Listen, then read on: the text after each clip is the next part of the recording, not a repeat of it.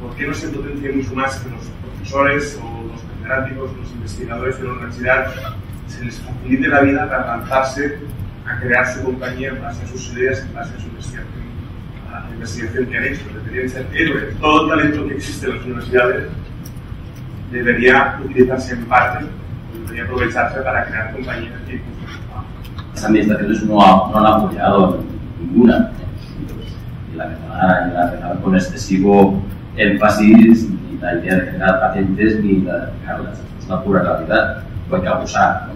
Pero lo que sí que hay es un sistema para ver hasta dónde ha llegado una patente, hasta dónde ha llegado una idea y evaluar si de la forma adecuada. Y eso no existe. Yo le pido a las administraciones es que lo empiecen a evaluar. Pero no solo pasa en las administraciones, sino incluso en los institutos en los que uno está trabajando. Tampoco se evalúa.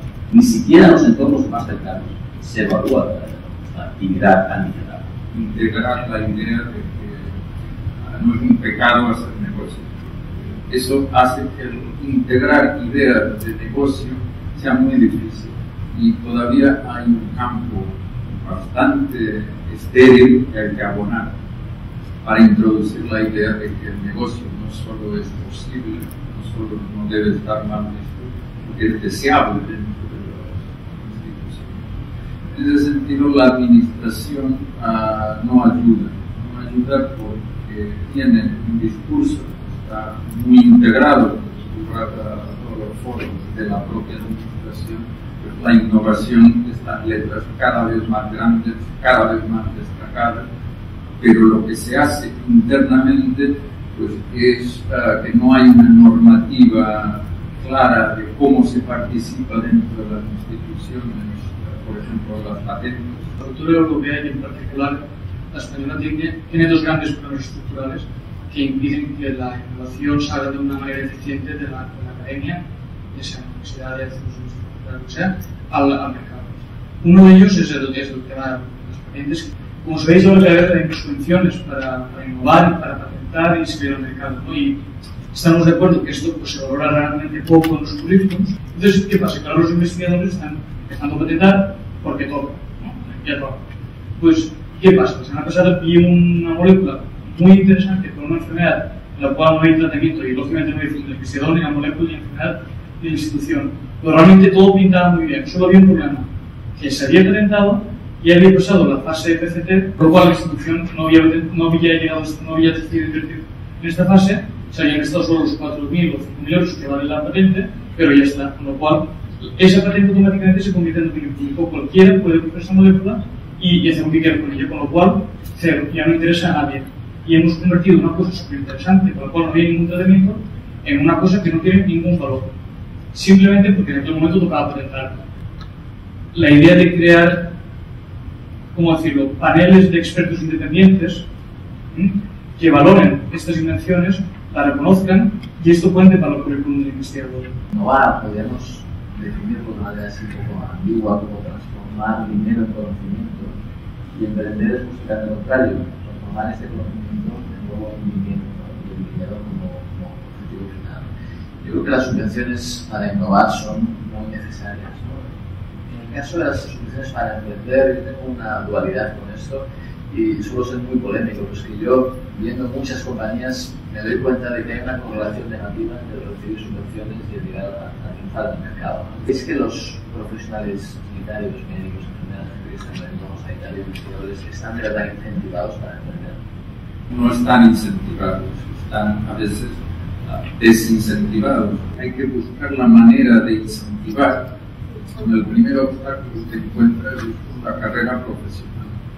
No contempla la innovación, desde luego, y ni siquiera contempla la generación de conocimiento. Este es el contexto real. ¿Qué se puede hacer dentro de esa situación? Pues buscar nuevas maneras de incentivar, sobre todo, a la gente que su incentivo está acostumbrado a que sea un incentivo más moral que material y buscan la manera de tener complementos económicos a través de la industria farmacéutica. Esto ha sido siempre un clásico en los hospitales. El incentivo absolutamente es el mismo. Pues que se meten esto a veces sin querer, porque un descubrimiento casi, y es esta vía. Una vía que con el equipo adecuado, pues sin pensar en si te va a reconocer o no, porque si como tengas que pensar si se va a reconocer o no, no lo haces, eso está claro. Un afán de conocimiento, un afán de servicio a la sociedad, lo que te impulsa es que esto puede ser interesante. Vamos a seguir aquí con esta curiosidad y con esta idea de ayudar. Me gustaría hablar un poquito ahora de los errores. Yo creo que los errores se aprenden muchísimo. Y hacemos cosas sin saber para qué van a servir, aunque no sé si lo que dijo John Ford, que si le hubiera preguntado a la gente lo que quería, la gente en el año 1900 quería un coche de caballos más rápido, no quería un coche. Depende de cómo te vaya en la vida, puedes ocupar una posición o la otra. La segunda, obviamente, es el cash flow. Cuando tienes una compañía, cada mes tienes que pagar nóminas y tienes dinero para pagarlas, no lo tienes un largo problema. Puedes perder de vista el cash flow y equivocarte y no hacer una buena previsión y mentir. O sea, vender mucho es muy malo, porque vender mucho te obliga a contratar mucho y contratar mucho, pagar mañana y recibir el dinero de los servicios que has vendido, de lo que hayas vendido en 6 meses. Y lo tercero, previsión en la ejecución. Invertir dinero en formar a tu equipo de hacer las cosas a tiempo, con el presupuesto adecuado y entregar las cosas con calidad sin llegar a un cliente con una calidad adecuada. El primero, de no estar orientado al mercado. Este es un error que a mí me ha pasado, es un error nefasto. Pierdes meses, muchos años de desarrollo de negocio por culpa de no haber visto que era lo que el mercado necesitaba y has hecho una cosa diferente.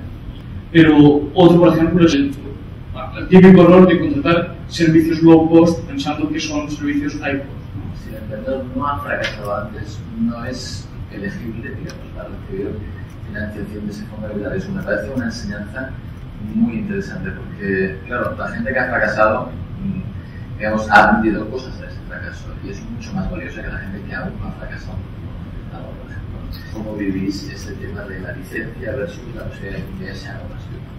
Porque el itinerario recomendado es, intenta valorar si puedes hacer una licencia y si realmente la cosa es grande, pues planteate un espino, pero tampoco te la plantees tú solo, busca socio.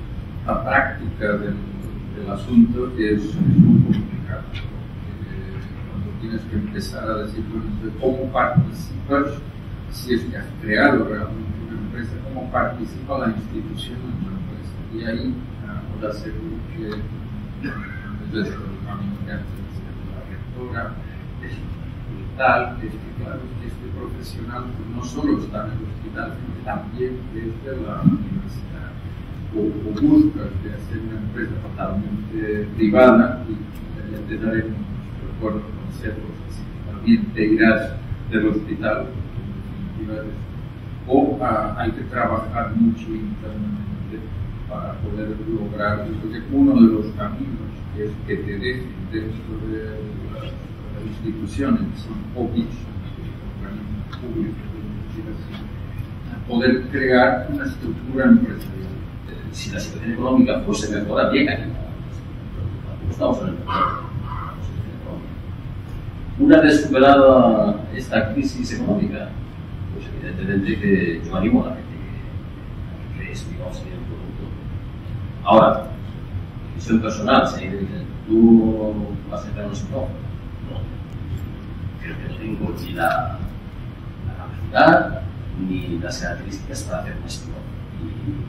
Y creo que no sería feliz en un spin-off. Claro, cuando tengo que tomar una decisión en la vida me hago la misma pregunta, ¿me va a hacer más feliz? ¿Sí o no? O sea, la respuesta es no. Pues ¿para qué? En este caso lo mismo. Seguramente ahora es un buen momento para crear compañías nuevas. Mucho talento que está buscando una compañía para ir a trabajar. Y para cuando vengan las vacas gordas, es bueno tener ya un recorrido de unos años. ¿Cuándo se tiene que hacer o cuándo no? Pues muy fácil, cuando el cuerpo te lo pide. Y además es un motivo de fracaso. Uno de sus principales motivos de fracaso es hacer una cosa cuando realmente no tenías ganas, tiempo ni recursos para hacerlo. ¿Cómo creéis, en qué momento creéis que tiene que enseñarse este lenguaje de la innovación y la tecnología? Creo que desde luego desde la escuela, pero sobre todo en las facultades de medicina. Insisto en que lo que deberíamos hacer intentar es que la emprendeduría y como mínimo el lenguaje empresarial se enseñe en todos los niveles, ya sea en las familias, en casa, en los institutos, en universidades.